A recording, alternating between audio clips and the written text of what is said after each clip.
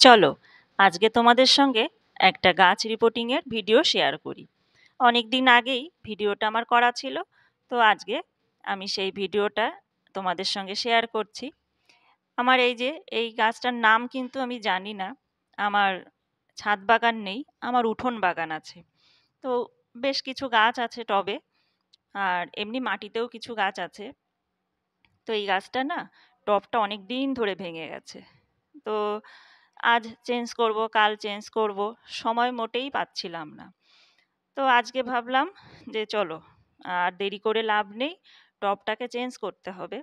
কেননা বাইরে যা প্রচণ্ড রোদ দিচ্ছে, গাছে যখন জল দেওয়া হয়, তো জলটা তো ও দাঁড়াচ্ছে না, না টব যেহেতু ভাঙা, জল দাঁড়াচ্ছে না।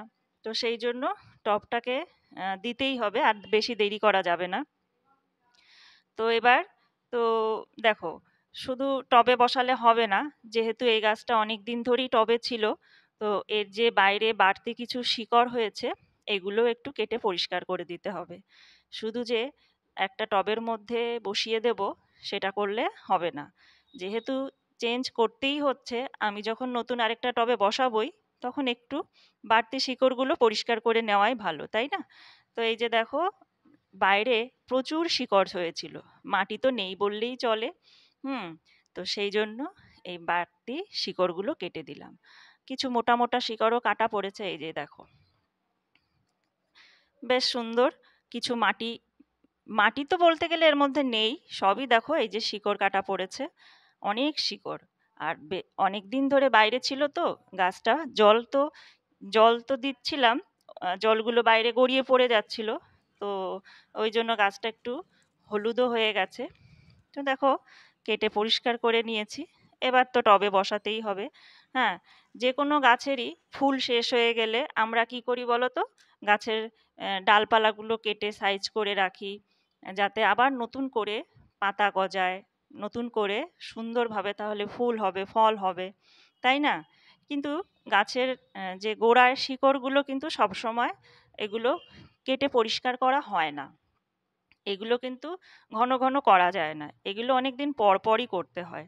ডালপালাগুলো তো ওপরের অংশ, যে কোনো সময় যখনই ফুল বা ফল শেষ হয়ে যায়, তখনই আমরা ওগুলো কেটে সাইজ করে রেখে দিই। কিন্তু সব সময় কিন্তু টবের গোড়ার এই শিকড়গুলো কিন্তু পরিষ্কার করা হয় না।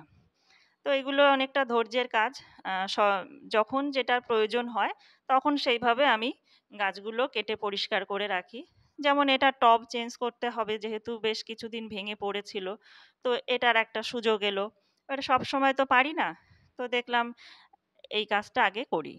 আরও কিছু গাছ আছে, সেগুলোরও মাঝে মধ্যে রিপোর্টিং করার কথা, তো সেগুলো অতটা হয়ে ওঠে না।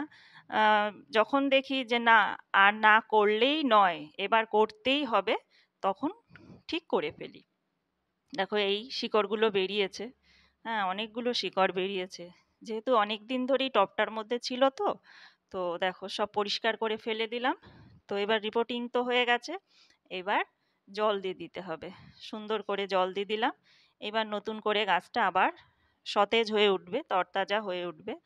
তো এইভাবে তোমরাও করতে পারো। তোমাদেরও বাড়ির গাছ যদি এরকম করার প্রয়োজন হয়, মাঝে মধ্যে করে ফেলবে।